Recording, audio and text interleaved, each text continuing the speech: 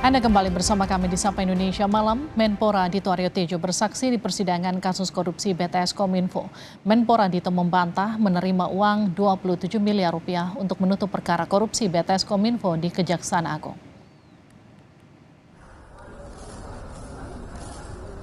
Menteri Pemuda dan Olahraga Dito Aryo Tejo dihadirkan sebagai saksi tambahan dalam sidang korupsi BTS Kominfo dengan terdakwa mantan Menkominfo Johnny G. Plate. Dalam sidang, Dito membantah menerima uang 27 miliar rupiah sebagaimana keterangan yang disampaikan kesaksian terdakwa Irwan Hermawan dan saksi Windy Purnama di sidang sebelumnya. Dito juga menyatakan tidak mengetahui asal-usul pengembalian uang 27 miliar rupiah ke Kejaksaan Agung. Apakah benar ada bingkisan itu? Saya berdasarkan apa yang saya baca di media yang berkembang. Fakta aja? Faktanya saya tidak pernah menerima bingkisan. Saudara tidak pernah menerima bingkisan? Tidak pernah menerima Saya bingkisan. tidak melanjutkan pertanyaan, apa isi bingkisan itu? Kan gitu? Terima saja tidak pernah, pagi saya tahu isinya Pak. Iya. Tapi kalau dari sense Pak, 27 miliar kan nggak mungkin dalam bingkisan Pak.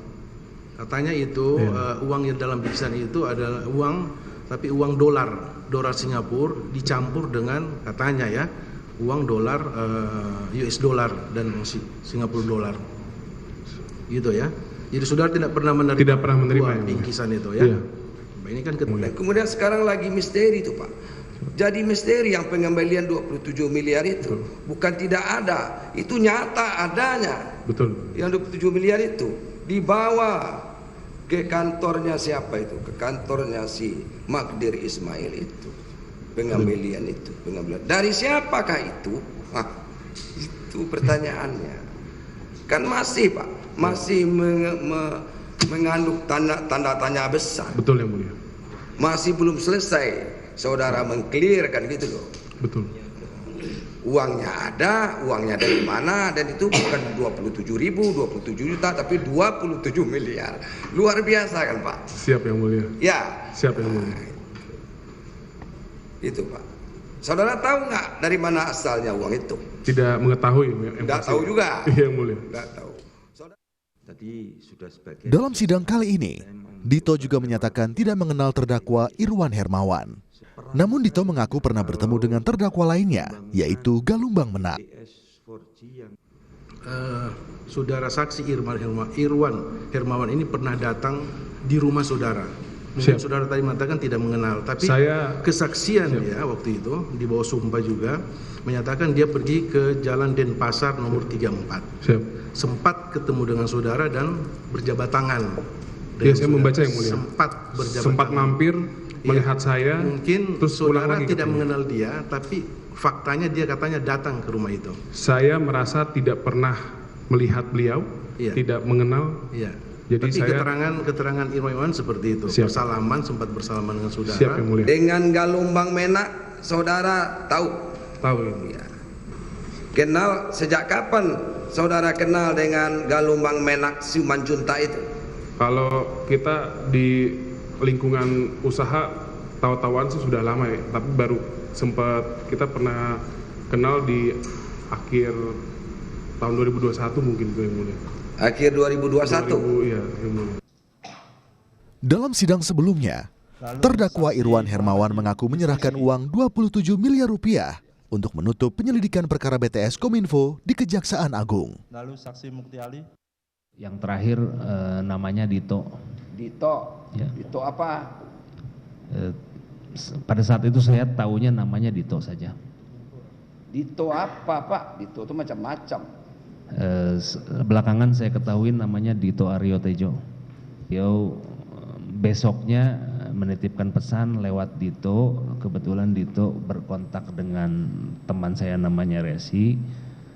Untuk berikutnya langsung saja berhubungan dengan Haji Oni, tapi tidak dengan orang yang kemarin. Artinya orang yang kemarin itu adalah Windu dan saya. Jadi pada akhirnya yang bertemu dengan Dito dan Haji Oni itu adalah Pak Galumbang dan Resi, tapi harus mengajak Pak Anang ya untuk langsung itu yang berhubungan. Yang terakhir itu. Berapa itu Pak? Totalnya 27. 27. Ya. Dalam persidangan, Dito dan terdakwa mantan Menkominfo Johnny G. Plate mengaku tidak pernah berhubungan baik dalam pekerjaan sebagai menteri maupun aktivitas lainnya. Mantan Menkominfo Johnny G. Plate bersama sejumlah koleganya didakwa telah melakukan tindak pidana korupsi dalam penyediaan infrastruktur BTS yang merugikan negara 8 triliun rupiah. Tim Liputan Kompas TV. Menpora Dito Aryo Tejo telah memberikan keterangan di persidangan perkara korupsi BTS Kominfo. Apa arti keterangan Dito? Khususnya bagi pengusutan kasus uang 27 miliar rupiah yang diduga untuk mengamankan perkara di Kejagung. Kita bahas bersama pakar hukum pidana Hipnu Nugroho. Prof Hipnu, sehat? Alhamdulillah sehat, Mbak. Maaf ganggu perjalanan ya, Prof. Saya mau langsung nanya soal Dito yang tadi bersaksi. Seberapa penting kesaksian Dito untuk terdakwa Irwan Hermawan? Ya, kesaksian Dito itu untuk menerjemahkan aliran dana itu kemana saja. Kan itu. Kan dari 8 miliar itu kan ada ke A, B, C, D. Nah itulah yang diklarifikasi, yang disebutkan dalam surat dakwaan, sehingga kerugian yang dimunculkan oleh BPKP itu jelas adanya aliran-aliran yang muncul di dalam persidangan, yang dibuat di dalam surat dakwaan. Surat dakwaan pasti berdasarkan pada keterangan-keterangan sebelumnya, bukti-bukti yang ada. Oleh karena itu perkembangan yang terjadi toh seandainya tadi, bukan seandainya, dari keterangan sampai saksi menyatakan kok menolak, tidak tahu ya, itu sah saja. Nanti kan perlu ada klarifikasi. Karena dalam hal seperti persidangan seperti ini kan kita harus lihat dulu bahwa ini saksi untuk IM. Jadi Pak D itu dihadirkan untuk arah kemana dana yang ada. Gitu Pak. Jadi klasternya itu dulu, klaster IM dulu, baru nanti klaster-klaster yang menerima dari aliran dana tersebut. Gitu. Termasuk mengkonfirmasi apakah Dito ini kemudian kenal dengan Johnny G. Plate, ini untuk mengungkap apa?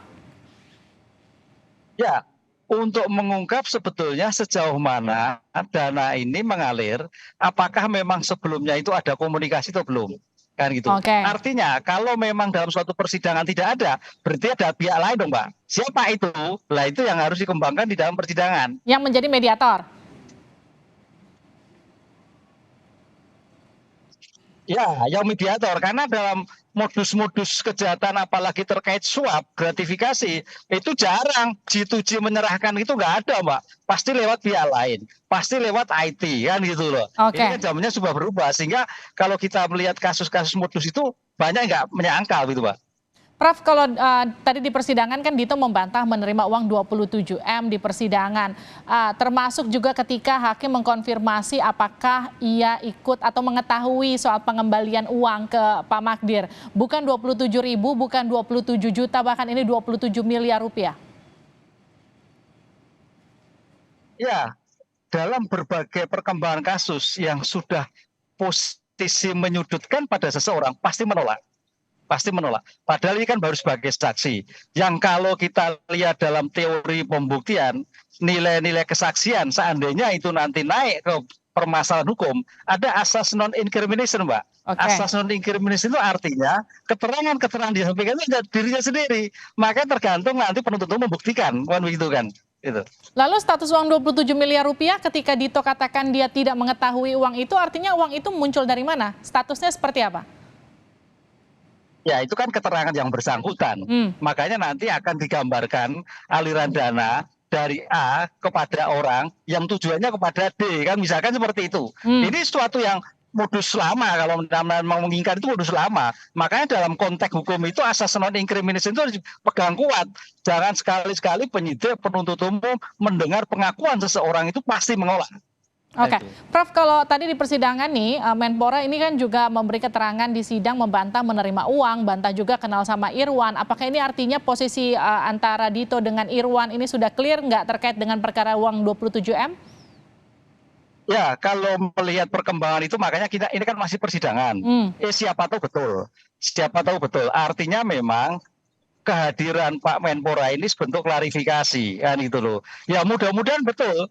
mudah-mudahan betul bahwa itu sudah kenal, tidak terjadi apa-apa. Tapi pertanyaannya kan begini Mbak, seorang penuntut umum sudah merumuskan dalam surat dakwaan dan menentukan nama aliran, itu sudah bukan main-main, itu sudah bagian pembuktian yang menurut kami itu 80%. Karena kita lihat nanti kan asas hukumnya kan actorius incumbit onus probandi. Barang siapa yang menuduh harus membuktikan. Inilah nanti yang harus dibeberkan di dalam suatu persidangan.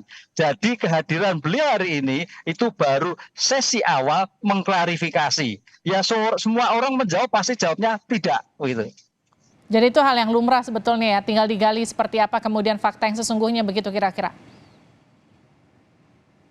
Iya Mbak, itu sudah pasti, itu pasti. Jadi kalau kita dalam suatu pembuktian, makanya kalau kita lihat nanti seandainya, ini kan bagi saksi, seandainya itu masuk pada klaster yang kedua kan Pak Menteri, ini klaster kedua adalah penerima, itu akan mudah sekali, sehingga memang dalam suatu konteks pembuktian itu ketika disampaikan dalam suatu persidangan itu bukti akurat Mbak, artinya sudah dituji ketimbang membuktikan tersendiri. Ini bagian strategi penuntut umum, bahkan bukti yang disampaikan di persidangan sah, sehingga tinggal nanti pemberkasan kembali pada klaster yang kedua begitu. Oke, terima kasih Prof. Hipnu sudah bergabung bersama kami di Sapa Indonesia Malam. Sehat-sehat Prof.